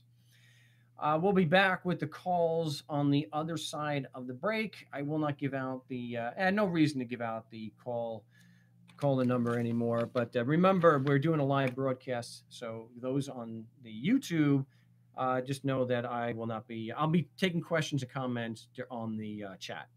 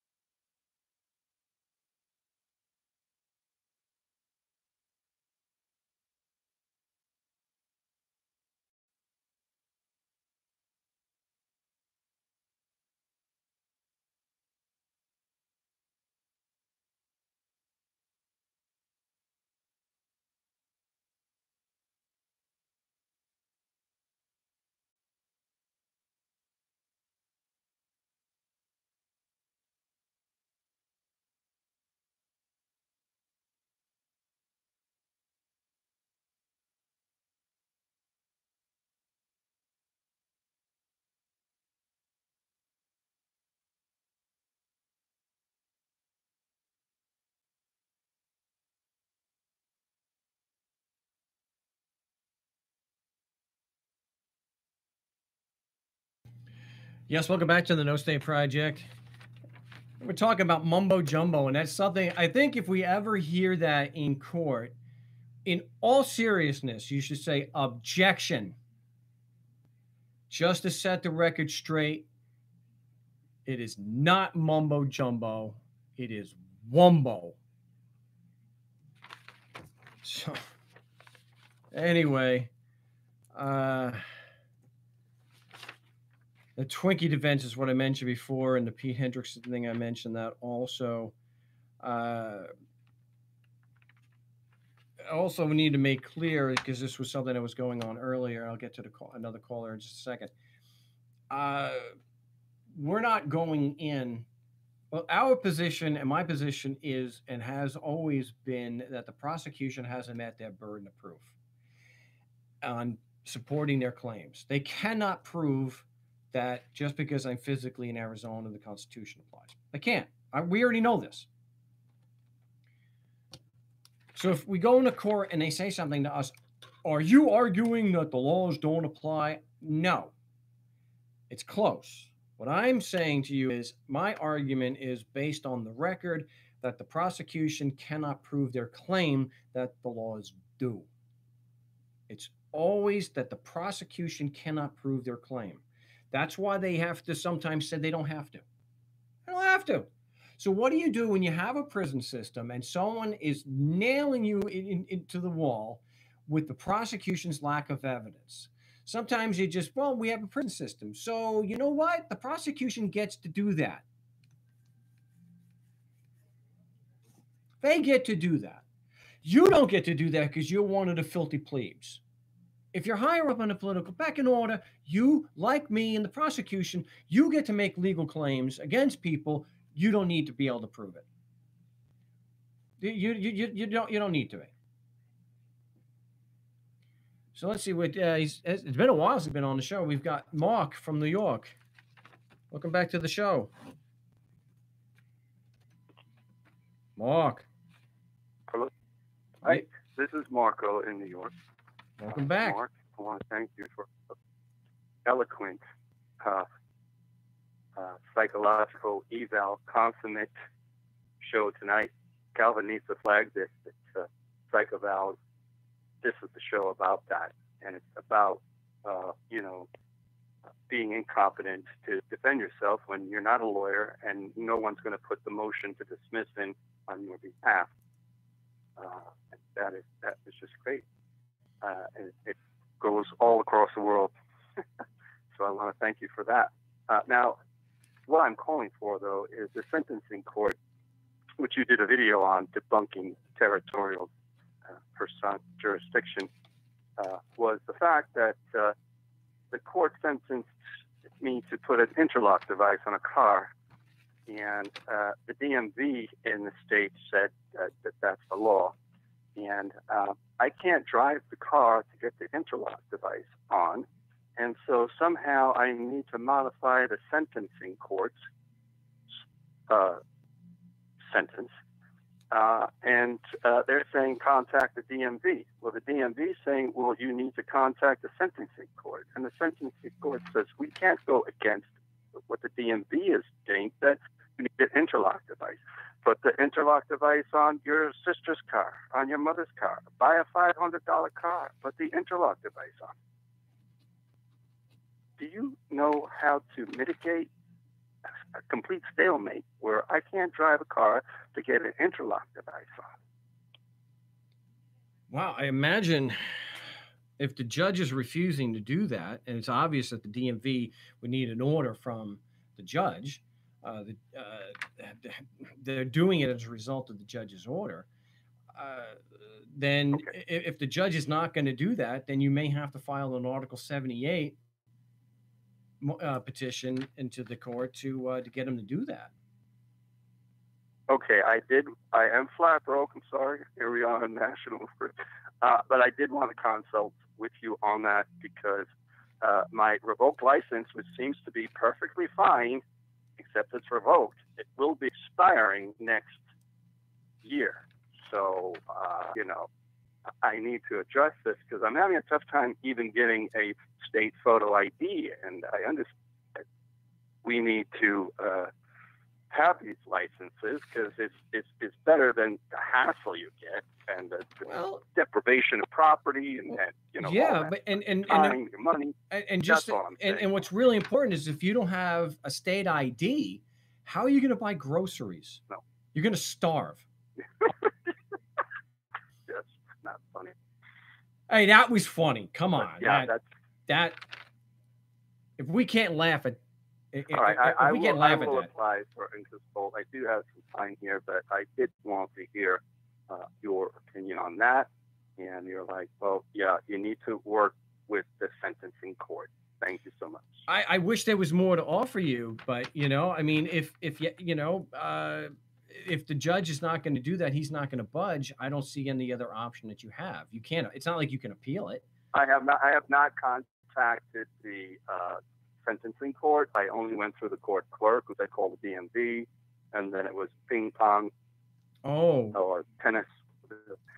So you haven't filed a motion with the judge yet?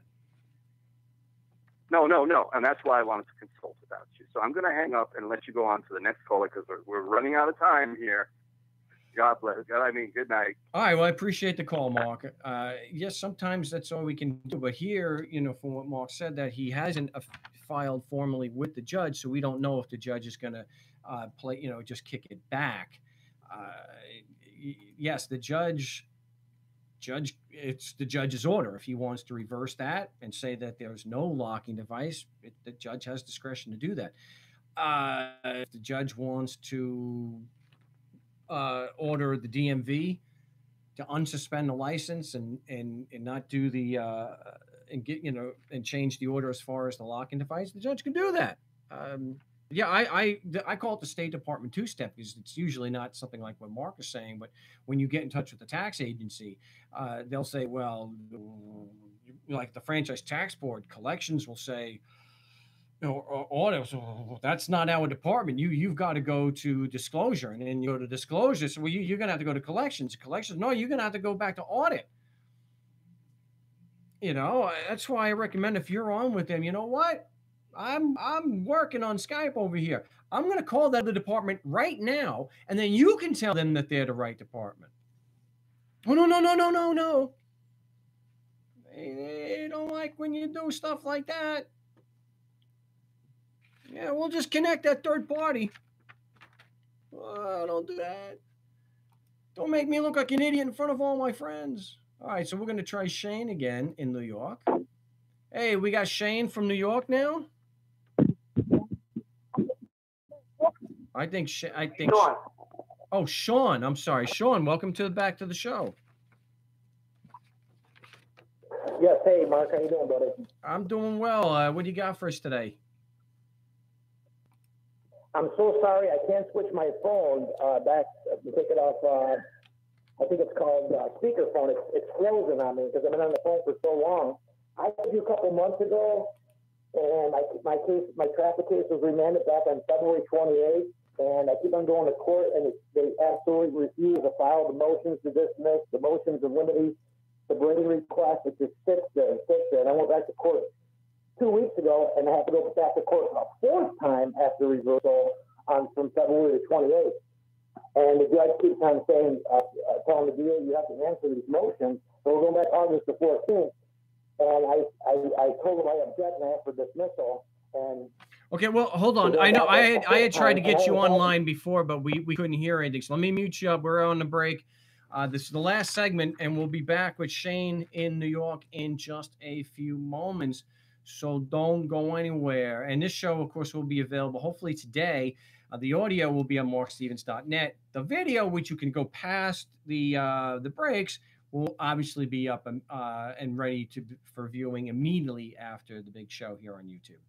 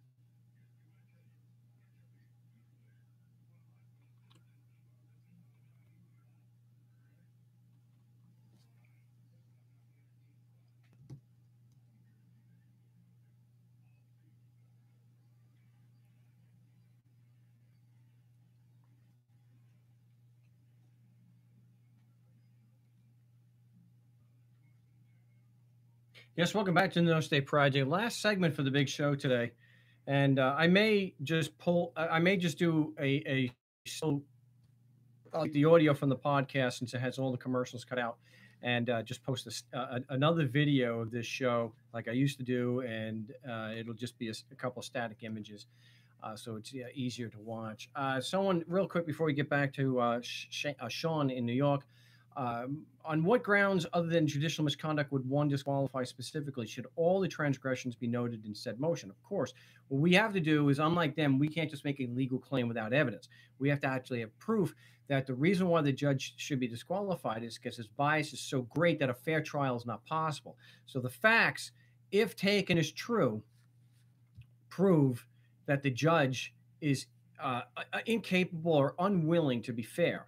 So if he's lied about us refusing to plea, that's one of them. If he's not holding the prosecution to their burden, if he lies and says that jurisdiction's a trial issue only, things like that. Yes, they should absolutely be there. If he's yelling, if he's threatening contempt for asking questions, if he's threatening a psychological evaluation, this man is clearly unstable. He should not be in that position doing that. He has no intention of being fair. So I want to bring back Sean in New York. So, okay. So where, I'm sorry, you were, I think you were saying that the judge was not accepting the motions, or the clerk was not accepting your motions? No, they're accepting them, Mark. They've been filed. They've been filed, but the prosecution or the DA or the local town prosecutor has not answered them, and it's been going on for several weeks now.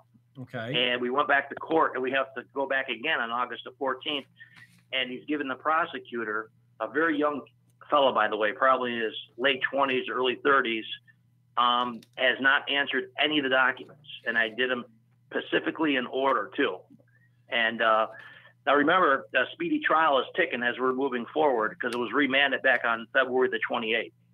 Oh, so you might do the count and get that. I would since the prosecution doesn't feel any obligation to respond, because even in New York, they have to give you Brady material. I would file a motion to the motion to dismiss for prosecutorial misconduct and push for sanctions against them. Put them on the defense. Okay.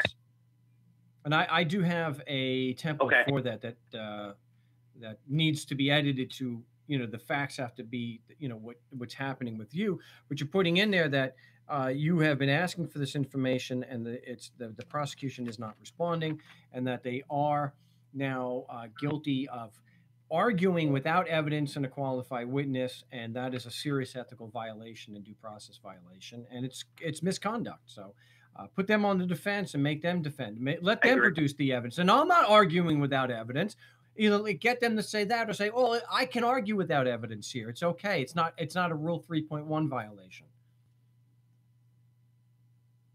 3.1. That's what they put in there, Mark. Cool. If I could be so kind to ask you, how would I get my hands on that document so I can curb it for New York? You just have to email me after the show, and I'll send you the template.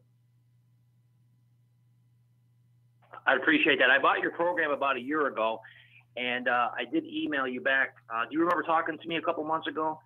Yeah, you've been on the show. I wrote your name down wrong, though. Yeah, but anyways, last question, I'll let you get to the last caller, is how would you react if they just keep on postponing it? What would you say? Would you lay your foot on the ground and say, "Hey, that's it. Stop now. This has to be dismissed"? But when they do that, my opinion of it is, and going based on experience and the circumstantial evidence, is that they're running the clock, so that because we have plenty of examples at markstevens.net where that has happened, and even without us filing a motion to dismiss for a denial of a speedy trial, the prosecution has done that. So I think it's a way to save face and not have to admit, well, they're asking me for evidence I don't have, and I really don't want to argue that I don't need the evidence, that I can actually argue against this guy without any proof, because that's really a really douche move. So we'll just run the clock and have it tossed out that way. Mark, in general, speedy trial for a misdemeanor matter is it 90 days or 120 days? I forget. It depends on where it is. It's usually 150 to 180 days. Thanks a lot, Mark. I really appreciate it. I'll send you an email tonight. I appreciate it. No problem. I appreciate the call. I think we're gonna. I don't. Mark. You're welcome. I think we that this is. We have a Skype call. I think he's just listening. So yeah, we're gonna drop the call line for today. I think we've got a lot of ground, a lot of good material here on the show. So let's see what we got here in the chat. If there's, I think there was something that somebody had posted here. Where's it?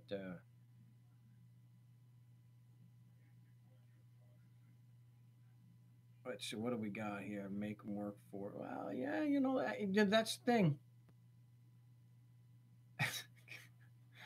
The guys have to realize Foreign Source is just trolling everybody here. So, but he's a good natured. It's good natured. No comments about my eyes today, so I kind of missed that one. I'm kind of a little hurt. You didn't make a comment about my eyes. So I am in glorious HD. So that's too bad. But somebody also had asked me. I'm going to try to get to everybody. John Palermo had mentioned earlier about the right to travel stuff, and I would avoid doing that because it's like we've mentioned so many times on the show. The right to travel stuff has to do with legal interpretation. It has to do with definitions and what the laws are what they're supposed to mean. And that is almost, at least in this arena, what we're talking about, it's never a good idea. It's like arguing that you're not a taxpayer within meaning of statute. It's the same kind of thing. They have court cases that disagree with your legal interpretation. Even if your legal interpretation is absolutely spot on correct, they have conflicting decisions. And what do you think the judge is going to do? He's going to go against you. And now they've been responsive, and the burden of proof is pretty damn high on such an abuse of discretion. It's 100 times more effective, and it's easier for us to meet our burden of proof because it's much lower to show that the facts are wrong when they haven't presented the facts. Because in that situation, and yes, unfortunately, I hate to report, you can point out and they'll just lie. In fact, you can have evidence against them and they'll just lie and say it's not there. I know. I know it happens, but it's really unfortunate. So the right to travel stuff, again, it's legal interpretation, and it's based on cases where they'll say, well, the use of the streets and the ordinary use of the roads is not a privilege. It's not, it's not an extraordinary use, and it's not licensed. At one time, those cases were applicable because that was what the law was. Of course, the law is that there's no evidence applied to anybody. But they changed things. I've said this on the show many times, and it just keeps coming up. They changed their laws. No, there's no evidence still that they apply to anybody. But they changed it so those cases are completely irrelevant. It's just like, the cherry picking crap that we get, where they say that statutes are not laws. They took the word, I read it on the air. They took the word unconstitutional out that was before statute. They have never ruled statutes aren't laws. That's just stupid. I don't even know why this argument, or anybody could buy this. Well, statutes aren't laws.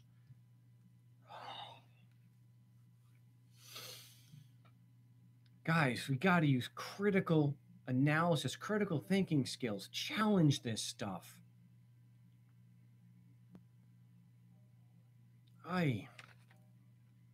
Just like I've mentioned here so many times just on this show, just analyzing a typical political claim, in just a couple minutes, it breaks down by asking a couple of questions. This notion that the 14th Amendment to the U.S. Constitution is evidence that the state constitution applies. Well, what about before 1865? Just asking some relevant questions. They